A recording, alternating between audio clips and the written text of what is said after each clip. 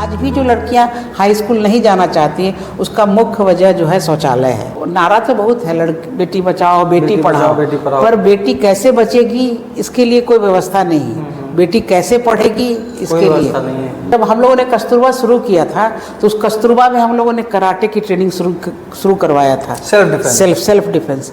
जब हम लोगों ने थोड़ा प्रयास किया तो थोड़ा बेहतर हुआ, थोड़ा नहीं बहुत बेहतर। जब हम लोग उसको हॉस्पिटल पहुंचाए तब तक कारा मंत्री का उसमें फोन आना शुरू हो गया था कि मैडम वो बेकसूर है जिसको आप लोगों ने चार्जेस लग रहा था उसको। अब बोले सर वो ये जो घटना घटी है वो लड़की खुद चश्मदीद गवाह है, उसकी माँ नहीं है, उसके पिता हैं। अगर आप सोच के देखिए कि एक अंधा पिता उसके बगल से उस लड़की को उठा के ले गया और वो चाचा कहती है उसको। अगर ऐसी स्थिति में आप कहते हैं कि इसको छोड़ दिया जाए तो बोलिए समाज में आप जैसे लोग कभी दोबारा विधायक या मंत्री बन सकते हैं या बनने के लायक हैं?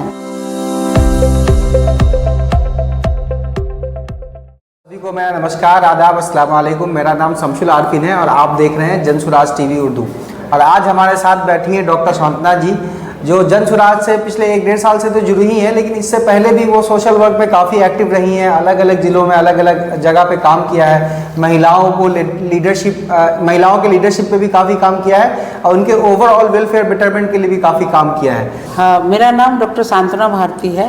ऐसे मेरा बिहार में पटना में घर है, पर मेरा जन्म भागलपुर ज़िले में हुआ था और मेरी पढ़ाई पटना से ही हुई है। पटना से मैंने स्कूलिंग किया, पटना साइंस कॉलेज से बीएससी किया।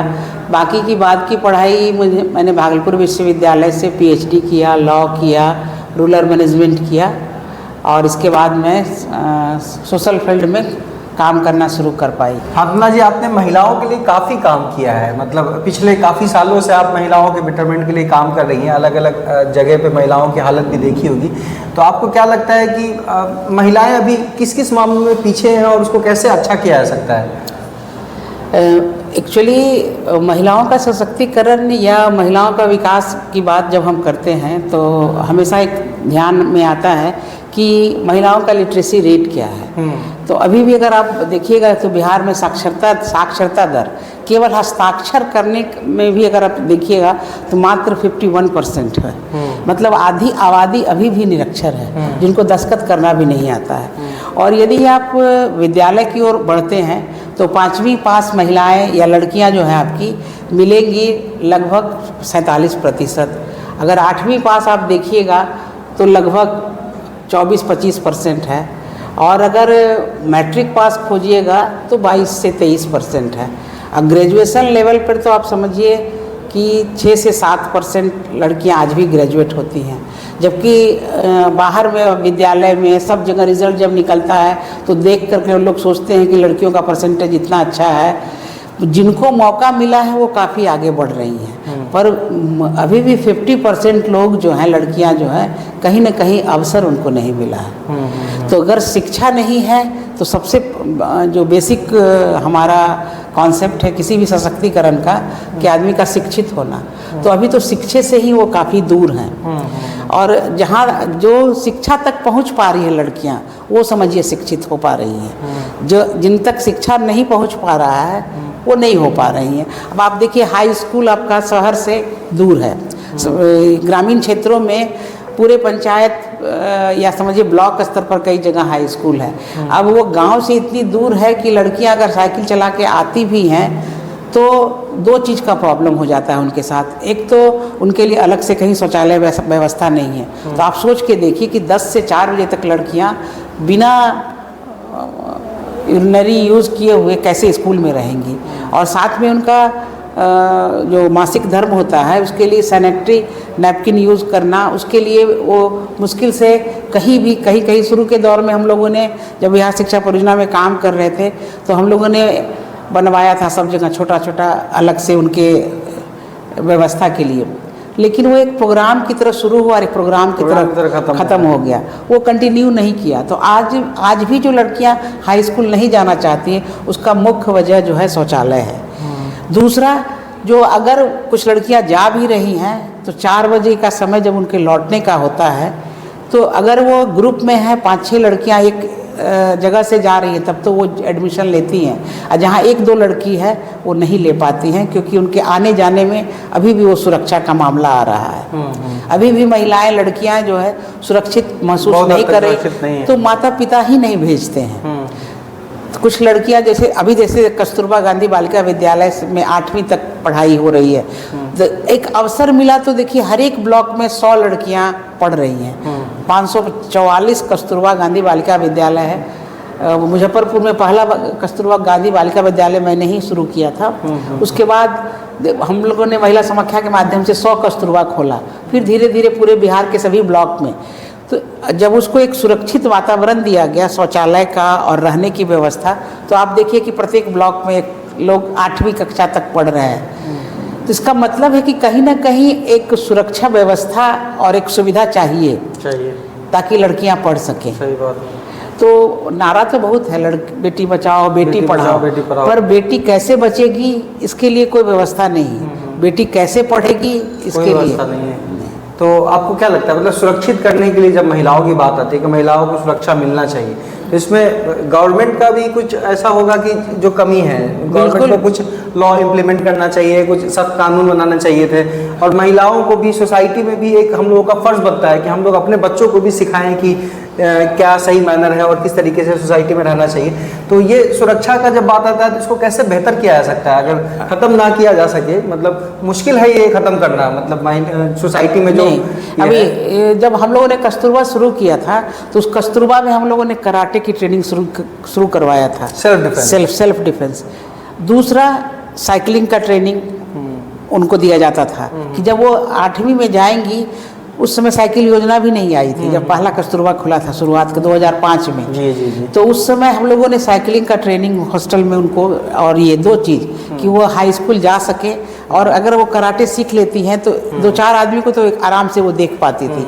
और इसका एक बहुत बड़ा उदाहरण हम लोगों को सोनबरसा एक ब्लॉक है सीतामढ़ी, उसमें एक ललिता नाम की लड़की थी SC जाति से, और वो लड़की को हम लोगों ने कराटे का ब्लैक बेल्ट का ट्रेनिंग तक दिलवाया हजारीबाग से, और वो पढ़ाई भी साथ साथ करती रही। उसको हम लोगों ने सुविधा दिया उस समय कि वो मैट्रिक पास करे, फिर उसने इंटर किया, फिर उसने BA किया, और अभी वो गवर्नमेंट कॉलेज में, गवर्नमेंट स्कूल में वो टीचर भी हो गई। उसका इतना ज़्यादा असर हुआ कि उस पूरे सोनबरसा ब्लॉक में जितनी भी मुसहर जाति की लड़की है सब पढ़ रही है। तो एक उदाहरण बना। जब आप एक उदाहरण प्रस्तुत करते हैं तो सरकार को इससे मतलब होता नहीं है, और हम लोग का काम था कि एक पंचायत में एक लीडर बना के भेजे वापस, ताकि उसको देख करके फिर लड़कियां जो है आगे आ सके, उनके परिवार वाले भी आगे आ सके। और ऐसी कई लड़कियां हैं जो कराटे का ट्रेनिंग करी उस समय, वो आज शिक्षिका हैं। लेकिन आज पता नहीं कराटे का ट्रेनिंग हो रहा है या नहीं हो रहा है, क्योंकि 8वीं पास लड़कियां नामांकन नहीं ले पा रही हैं। अगर आप उनका देखिएगा हाई स्कूल में नामांकन का रेट बिल्कुल गिर गया है। तो ये एक विचारणीय और सोचनीय बात हो गई कि फिर लड़कियों की पढ़ाई जब हम लोगों ने थोड़ा प्रयास किया तो थोड़ा बेहतर हुआ। थोड़ा नहीं, बहुत बेहतर। आपको बताया ना कि एक उदाहरण आपको बता रहे हैं, एक मुजफ्फरपुर में सकरी एक जगह है, वो पूरा माइनॉरिटी का इलाका है।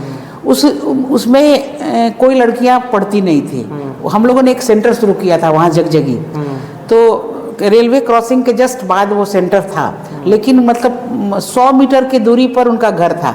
लेकिन उनका कहना था कि नहीं, हमारे एरिया में अगर आप खोलिएगा आके तब हम पढ़ेंगे। फिर हम लोगों ने उस जगजगी सेंटर को उनके, चूँकि 50 घर था वहाँ पर और करीब 40 लड़कियाँ थी, जब 13-14 साल की लड़कियाँ कभी विद्यालय नहीं गई थी। जब हमने जगजगी सेंटर वहाँ पर शुरू किया, 3 साल में लड़कियाँ तीसरी तक दक्ष हो गई, कुछ 5वीं तक दक्ष हो गई जो ज़्यादा तेज थी। फिर हम लोगों ने कहा कि आप ऐसा करिए, इसमें से कुछ लड़कियों को महिला शिक्षण केंद्र, एक आवासीय व्यवस्था हम लोग चलाते थे, ताकि उसमें पढ़ करके फिर उसको एक कॉन्फिडेंस पैदा हो। तो फिर उन्होंने कहा कि नहीं, एक लड़की नहीं जाएगी, कम से कम 5 लड़की।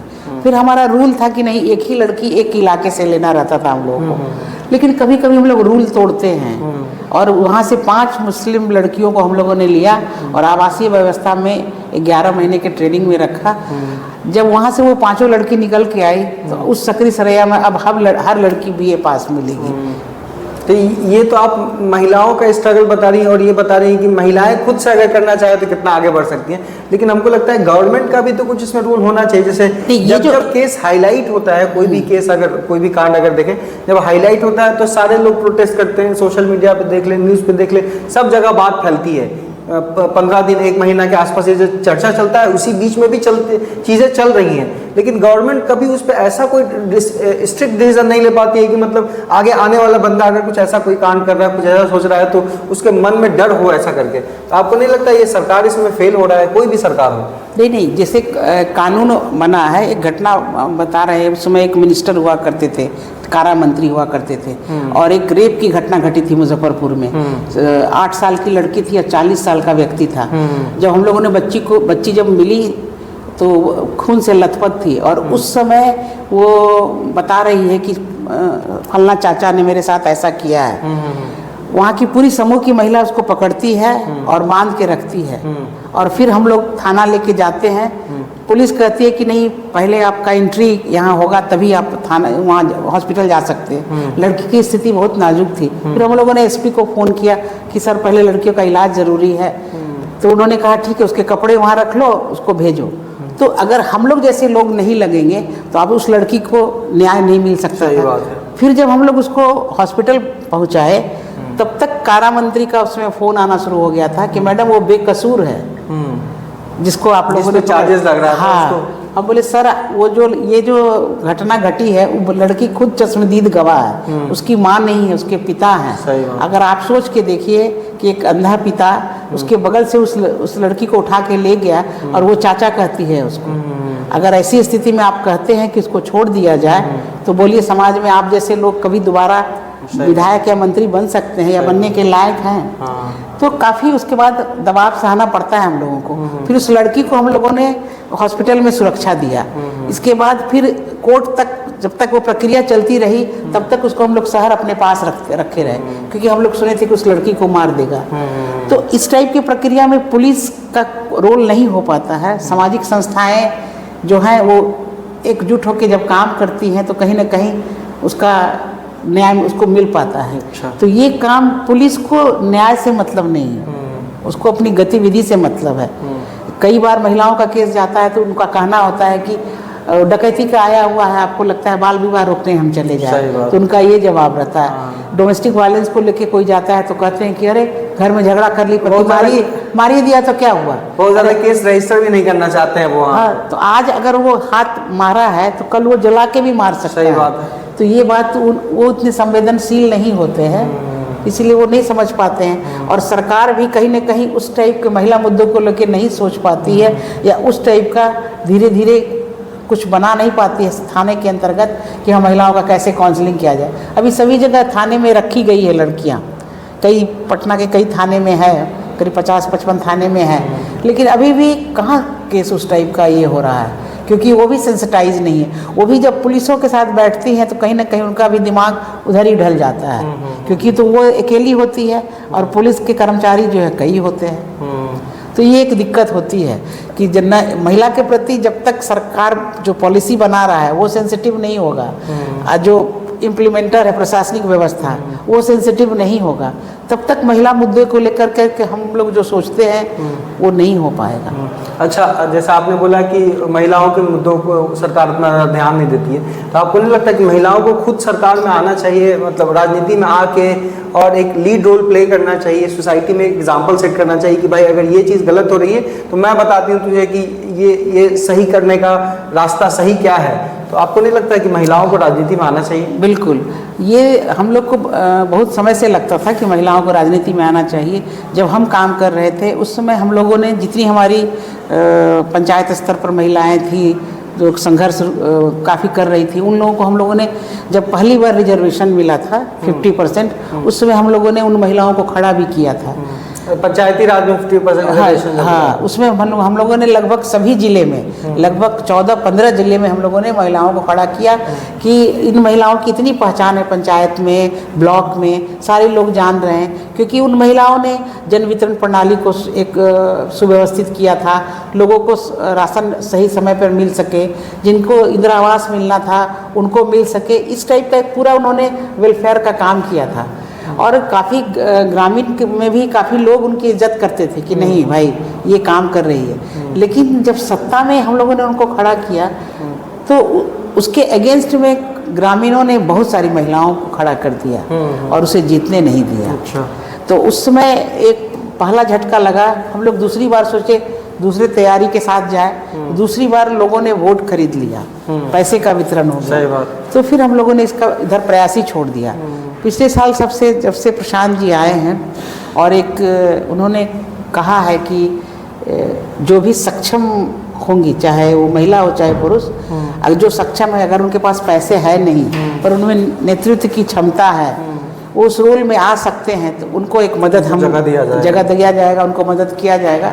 तो अब उस समय से एक उत्साह मेरे अंदर भी आया है और मुझे लगा कि कहीं ना कहीं जो PRI सिस्टम में अभी तक सरपंच पति मुखिया पति को जगह मिल रही है, उस सिस्टम को ख़त्म करने का ये इसको थोड़ा डिटेल में समझाइए, क्योंकि रिजर्वेशन तो हम लोगों ने दे दिया कि ठीक है महिलाओं का सीट रिजर्व है, लेकिन बहुत लोग तो शादी भी उसी बेसिस पे कर लेते हैं कि भाई हम यहाँ पे खड़े नहीं हो पा रहे हैं तो तुरंत एक शादी कर लो ताकि मेरी वाइफ जो है वो कैंडिडेट बन सके और जब जीत जाए तो उसको मतलब रोल हम निभाएं, काम हम करें। तो इस पे आप मतलब ये बताइए कि रिजर्वेशन का कितना फायदा हुआ? नहीं, रिजर्वेशन का कोई फायदा नहीं हुआ। रिजर्वेशन में फिर वही महिलाएं जीत के आई जिनके पिता पति या बेटा पहले से पॉलिटिक्स में थे और आज भी वही काम कर रहे हैं। 1% 2% महिलाएं कहीं जो काफ़ी जागरूक रही हैं वो अपने कमान संभाल रही हैं, नहीं तो वही लोग काम कर रहे हैं। और शुरू के तो 10 साल लगभग किसी भी महिला ने आगे मतलब कोई आगे नहीं आई। इस ये जो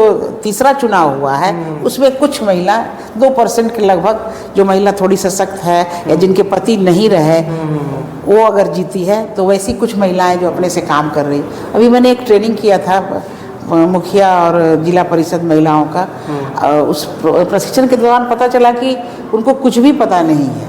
पंचायत में जो कमेटी होती है 7 लोगों की, क्या काम है वो उनको कोई भी जानकारी नहीं है। तब उनको बताया गया कि आप किस तरह से आप ये जानकारी ले सकते थे, तो उनको आश्चर्य हुआ कि बिहार में 40% वेलफेयर काम के लिए आता था और 60% कंस्ट्रक्शन काम के लिए आता था पैसा। लेकिन चूंकि वो 40% हर बार राशि बच जाती थी, जो वेलफेयर की राशि थी, उसको केंद्र सरकार घटा के 20% कर दिया। ये वेलफेयर की राशि बच क्यों जाती थी? क्योंकि जो भी मुखिया बने हैं या वो तो निर्माण का काम करना चाहते हैं ना, नाली और रोड, उसमें बेनिफिट ज़्यादा है, उसमें कमीशन कमीशन बेस्ड है ही वो प्रोग्राम है। उसको एक प्रोग्राम की तरह लेते हैं मुखिया कि 5 साल का ये पहला नाली रोड, फिर नेक्स्ट, तो उसी ढंग से वो तैयार करते हैं कि अगले साल भी वो वही काम करेंगे। तो नहीं, कभी आम सभा में महिलाओं की भागीदारी होती है। 4 बार आम सभा करना है, बजट बनाने के पहले महिला मुद्दे को लेकर के आप प्लान कर सकते हैं। तो अगर उन लोगों से मैंने एक सवाल रखा था कि जब आप महिला मुखिया बनी हैं तो बजट बनाने से पहले एक बार भी महिलाओं से पूछती हैं कि कहाँ बालिकाओं के लिए विद्यालय हाई स्कूल चाहिए, कहाँ आंगनवाड़ी के केंद्र, आपके शौचालय कहाँ पे होना चाहिए, किस विद्यालय में शौचालय नहीं है कभी? तो उन लोगों ने कहा नहीं, कभी इस टाइप का कोई चर्चा ही नहीं, हम लोग तो जानते भी नहीं है कि पंचायत में इस टाइप का भी हो सकता है। तो जाएंगे तो करेंगे। तो कई एक जगह लोगों ने मीटिंग किया, फ़ोन भी किया है, पर कितना इम्प्लीमेंट हुआ है ये तो पता नहीं। तो अगर योजनाएं हैं और उसको अगर सख्ती से इम्प्लीमेंट किया जाए तो काम हो सकता है। अच्छा, 25 तारीख वाली मीटिंग में आप थी। हाँ। तो 25 तारीख में मतलब एक यूनिक मतलब वो मीटिंग थी, मतलब महिलाओं की सिर्फ सभा थी। उसमें पूरा बापू सभागार महिलाओं की भीड़ से भरा था। बहुत सारी बातें हुई, प्रशांत जी ने भी बहुत सारी बातें की, बहुत लोगों का मत भी लिया कि क्या होना चाहिए। तो उसमें से कौन सी ऐसी बातें हैं जो आपको लगी कि नहीं ये चीज़ें बहुत अच्छी हुई जनसुराज में? हाँ, एक चीज़ उन्होंने जो कहा कि 40 सीट में जीत कर हम विधानसभा में लाएंगे, तो ये पूरे मतलब हम मेरी भी अपनी ज़िंदगी और अपने अब तक के इतिहास में इस टाइप के किसी नेता ने नहीं कहा था कि 40 महिलाओं क्या है, 10 महिलाओं को भी हम जीत के विधानसभा में बैठाएंगे, ये किसी ने नहीं कहा। उनका ये नहीं कहना है कि 40 लड़ाएंगे, वो कहते हैं 40 को हम विधानसभा में पहुंचाएंगे। तो ये अपने आप में एक बहुत बड़ी बात है। और उनके इस लाइन से कई उस प्रोग्राम के बाद कई महिलाओं का कई जिलों से फ़ोन आ रहा है और वो सब जुड़ना चाह रही हैं। तो जुड़ने का मतलब कहीं ना कहीं उनको लगा कि अब राजनीतिक में भागीदारी हमारी सुनिश्चित हो रही है, क्योंकि जब तक महिलाएं राजनीति में नहीं आएंगी, जब तक सत्ता में नहीं आएंगी, महिलाओं से संबंधित कानून का न सही इम्प्लीमेंटेशन होगा, न महिलाओं से संबंधित जो शिक्षा की बात है वो हो पाएगा। तो इन दोनों के लिए, महिला को सुरक्षा के लिए और महिला को शिक्षा प्राप्त करने के लिए, दोनों के लिए महिलाओं को राजनीति में आना ही आना होगा। और एक हम लोग अभी जो एक अपनी टीम बन रही है, हम लोग की अपनी टीम, करीब हम लोग 60-70 महिलाएं हैं जो लगभग सभी लीडर के रूप में हैं। अगर ये 60-70 भी लग जाएंगी तो 40 महिलाओं को आने में कोई दिक्कत नहीं होगा। अच्छा, 40 लीडर्स की बात करें, 40 विधानसभा पे चुनाव लड़ने की बात करें, तो एक बेसिक क्वालिटी क्या होना चाहिए महिलाओं में अगर उनको लीडर बनना है तो? देखिए, पढ़ा लिखा तो होना ही चाहिए, लेकिन 2-3 बातें, जिसने कभी सामाजिक क्षेत्र में महिलाओं के लिए काम किया है वो होना बहुत जरूरी है, प्रेफरेंस मिलना चाहिए। क्योंकि फिर तो देखिए, पितृसत्ता जो है वो समाज का एक सोच है, वो ऐसा नहीं कि पुरुष के हाथ में है। बहुत सारी ऐसी महिलाएं उसी पितृसत्ता से जकड़ी हुई हैं। तो अगर उन्होंने कभी महिलाओं को साथ काम नहीं किया है तो वो संवेदनशील नहीं हो पाएंगी, वो नहीं समझ पाएंगी महिलाओं का दर्द। तो अगर वो सत्ता में आती हैं तो फिर वो मुश्किलें फिर आएंगी जो पहले लोगों के रहने से है। तो दूसरा क्राइटेरिया जो शिक्षा के साथ साथ कि उनका समाज में महिलाओं के साथ काम करने का एक अनुभव जरूर होना चाहिए। हम जाते हैं अगर किसी के घर, किसी के घर गए तो सबसे पहले वो क्या बात करते हैं? रोटी कपड़ा मकान की बात करते हैं। लीडरशिप की बात तो बाद में आती है। तो लोगों का रिएक्शन क्या होता है जब आप उनको बोलते हैं कि नहीं, आपको सशक्त होना पड़ेगा, आपको सोसाइटी में आगे बढ़ के कंधे से कंधा मिला के काम करना होगा, और या फिर मतलब महिलाएं इसके सपोर्ट में रहती हैं या अगेंस्ट में रहती हैं? उनकी मेंटालिटी क्या है, कितनी अवेयर है वो कि उनको राजनीति में आना चाहिए? देखिए, महिलाओं के अंदर सोचने की, समझने की क्षमता बहुत ज़्यादा है, ठीक है, लेकिन उस टाइप से कोई मिलता नहीं है उनको।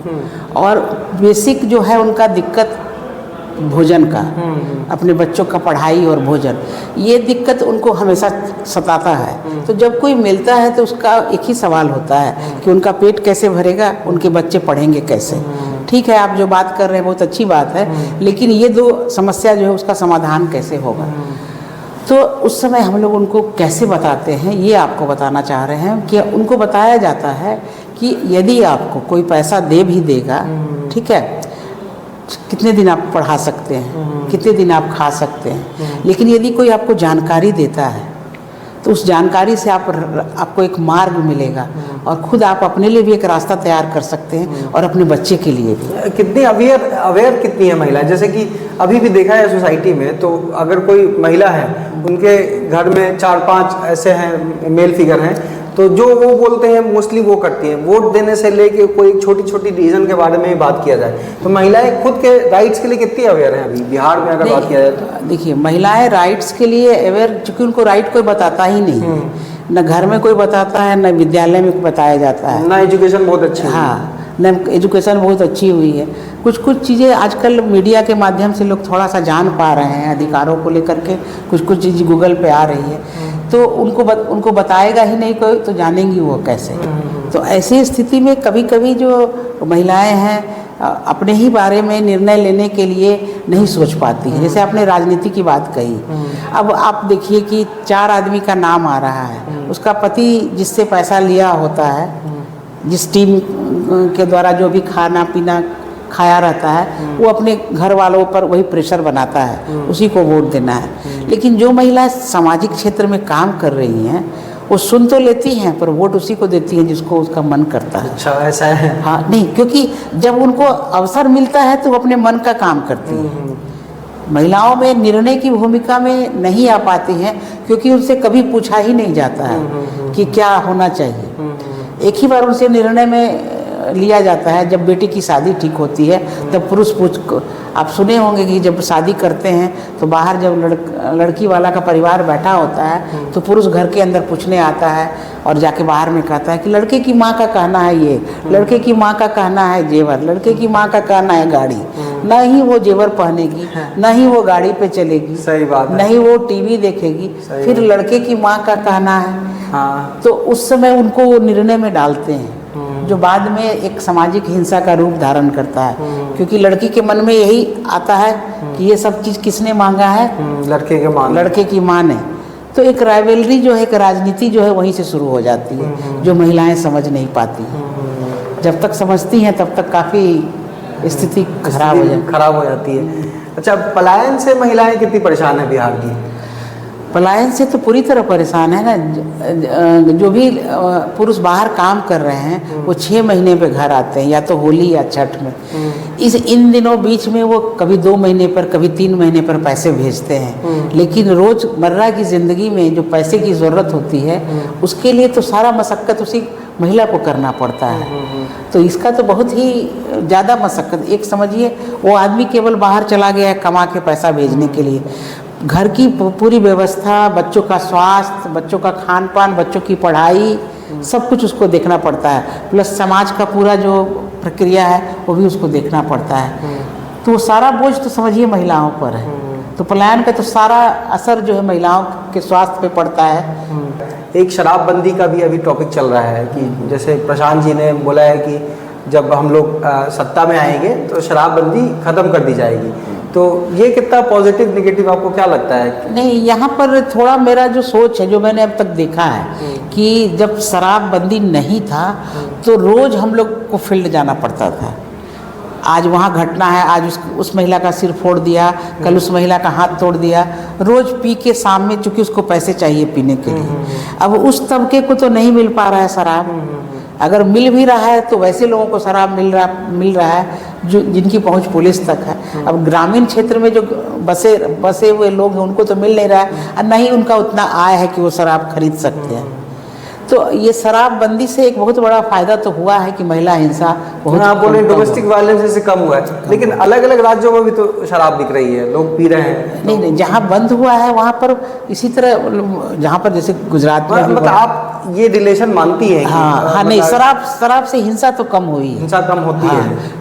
पी रहे हैं लोग ज़्यादा। लोग कहते हैं कि बच्चों में, कुछ लोगों में ड्रग्स की आदत लग रही है, वो हो रहा है, लेकिन हिंसा कम हुआ है, इसमें कोई दो मत नहीं है। क्योंकि शराब एक बहाना था महिलाओं को पीटने का, महिलाओं पर हिंसा करने का एक बहाना था। चाहे वो रेप की घटना हो, चाहे वो महिला हिंसा की घटना हो।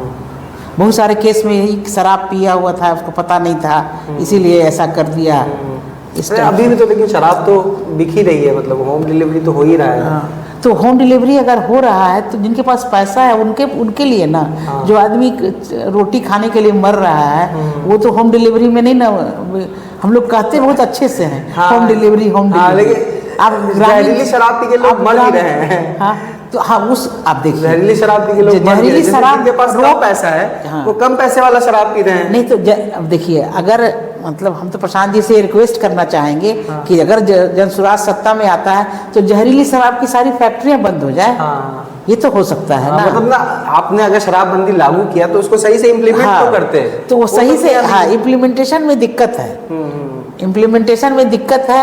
लेकिन जो कुछ लोग पा ले रहे हैं तो मर जा रहे हैं, ये तो हो रहा है, तो उसको बंद कर देंगे ना हम, उसको सिस्टम को ठीक करेंगे। अगर जनसुराज आता है तो शराबबंदी के सिस्टम को ठीक करने की ज़रूरत है, उस व्यवस्था को, प्रशासन की व्यवस्था को, और जो गलत शराब बना रहे हैं उसको रोकने की ज़रूरत है। अच्छा, आप सोशल वर्क तो इतने साल से कर ही रही हैं, महिलाओं के लिए बहुत सारा काम भी किया, उसके बाद अभी आप जनसुराज से जुड़ी हुई हैं, तो आपको ऐसा क्या लगा कि मतलब वहाँ पे ये चीज़ें नहीं हो पा रही हैं, तो इसके वजह से मुझे किसी एक पार्टी की तरफ, किसी एक संगठन की तरफ जाना चाहिए ताकि जो चीज़ें नहीं हो पा रही उसको बेटर किया जाए। तो जनसुराज से जुड़ने का आपका क्या कारण है? नहीं, किसी एक पार्टी की तरफ जाने के लिए हम नहीं जनसुराज में आए हैं। जब जनसुराज ने ये बात कही, जनसुराज की तरफ से प्रशांत जी ने जब ये कहा कि महिलाएं आ सकती हैं, जो भी सक्षम हैं, जो योग्य हैं, जो लीडर हैं, उनको हम मौका देंगे, तब मुझे लगा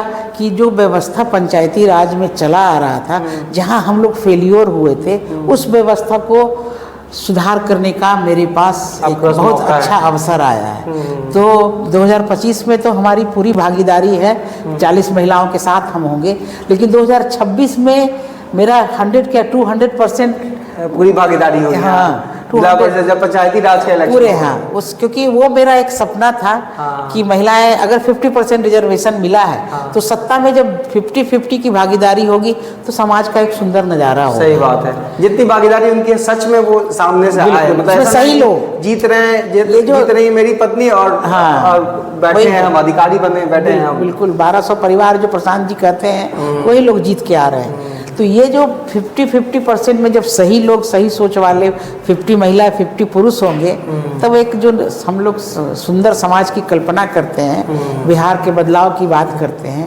वो उस समय दिखेगा। अभी विधानसभा के चुनाव के बाद दिखेगा लेकिन वो ज़्यादा दिखेगा उस समय। अच्छा, अभी जो 25 तारीख को मीटिंग हुई थी उसमें एक ये भी बात रखा गया कि जन सुराज आएगा तो 5 काम हो जाएगा, तो उसमें शिक्षा की भी बात है, रोजगार की भी बात है, महिलाओं से रिलेटेड भी एक बात जो प्रशांत जी ने ये बोली कि 4% इंटरेस्ट पे महिलाओं को सरकारी इस पे लोन दिया जाएगा रोजगार करने के लिए। तो ये आपको बात कैसे लगी? अगर ये अच्छी बात है तो इसके अलावा और क्या बात है जो इसमें इंक्लूड किया जा सकता है इससे महिलाओं नहीं, ये भी अपने आप में एक इतिहास होगा, क्योंकि अभी जो आपने सुना होगा जीविका में जो लोन मिल रहा है वो 1%, महिलाएं सोचती हैं 1% हम दे रहे हैं, लेकिन वो 12% लग रहा है उनको।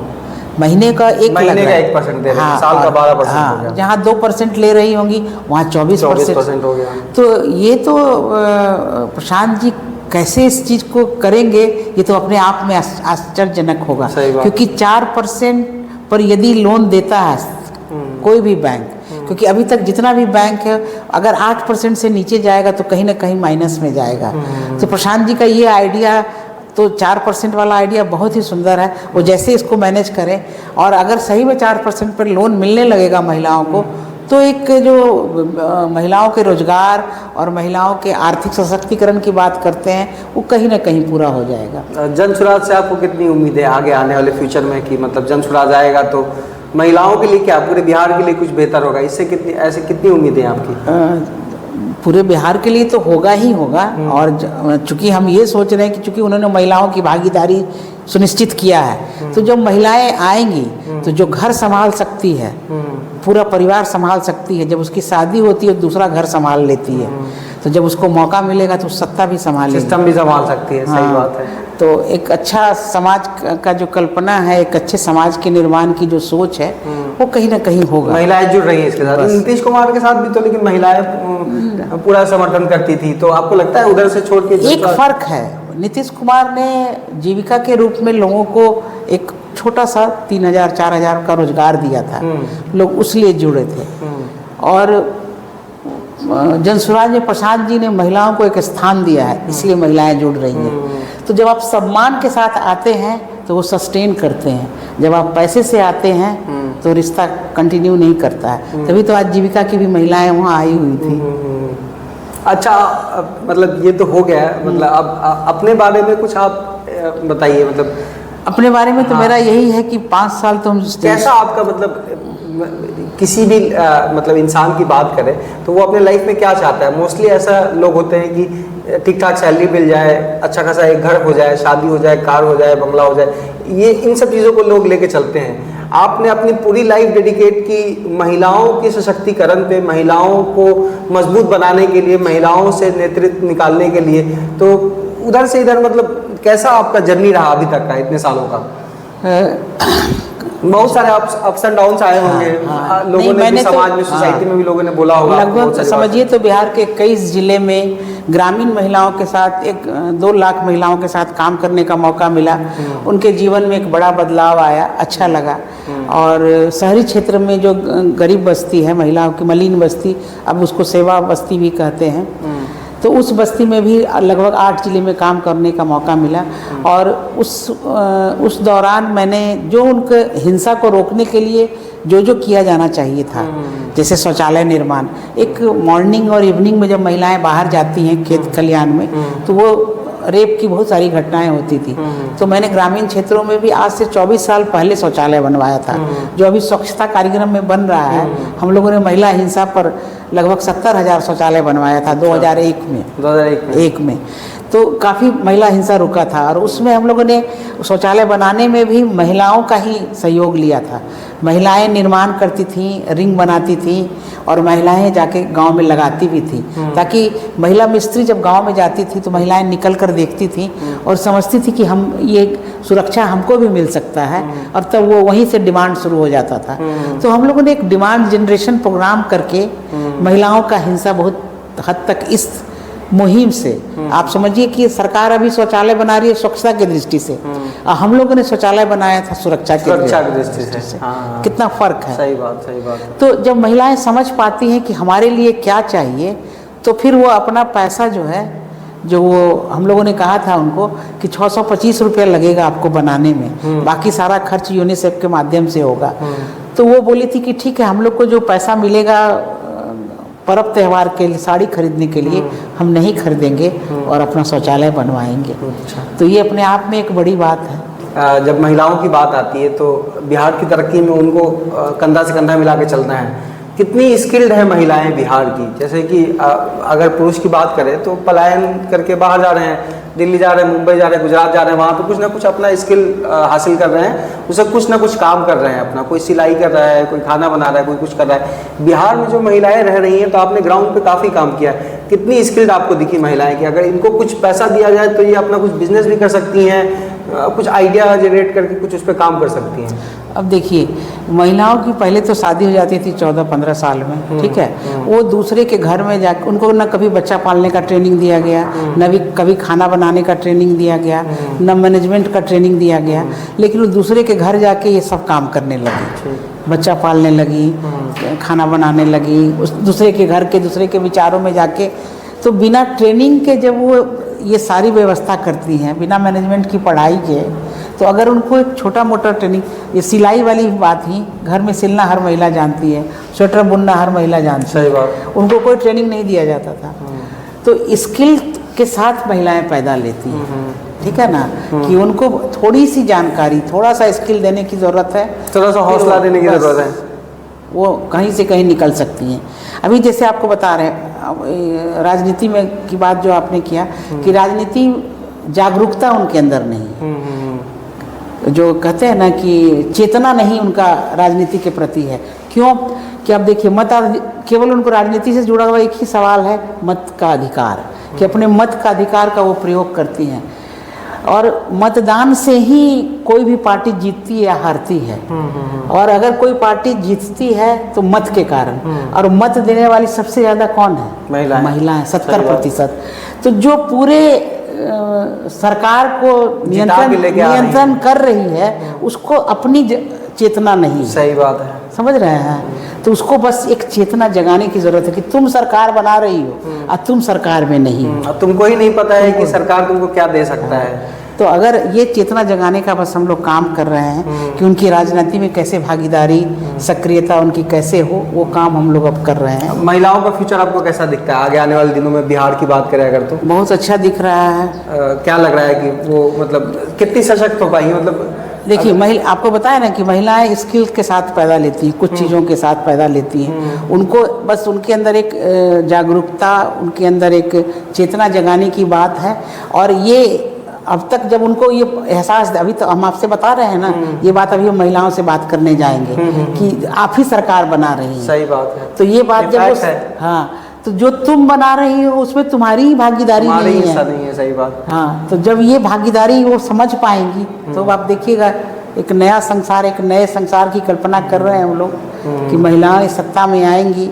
और आज तक जो पुरुष सोचते रहे हैं कि महिलाओं पर हम ऐसी महिलाएं हैं जो राजनीति में आके अच्छे से लीड करना चाहे? बिल्कुल हैं। हाँ, और बिहार में मतलब वो इस बात के लिए तैयार है कि जनसुराज आएगी तो मैं इसको संभालने के लिए तैयार हूं, सामने से लीड करने के लिए तैयार। हम लोग लगभग 30 महिलाओं को ऐसा खोज के रखा है, प्रशांत जी को उसका नाम भी दिया है कि ये 30 महिलाएं जो हैं, चूँकि हर वैसी महिलाओं को हम लोगों ने टच किया है जो सामाजिक क्षेत्र में भी काम किए हैं। देखिए, राजनीति में वही महिलाएं आई थी जिनका परिवार था राजनीति। तो अगर हम फिर उन्हीं को केवल मौका देंगे तो फिर गड़बड़ होगा। तो जो सामाजिक क्षेत्र से आई हैं उनको समाज का ज्ञान है, उनको महिलाओं के दर्द का पता है क्या होना चाहिए, शिक्षा कैसी होनी चाहिए, सुरक्षा कैसी होनी चाहिए, कहाँ तक होनी चाहिए, ये एक समझ है उनकी।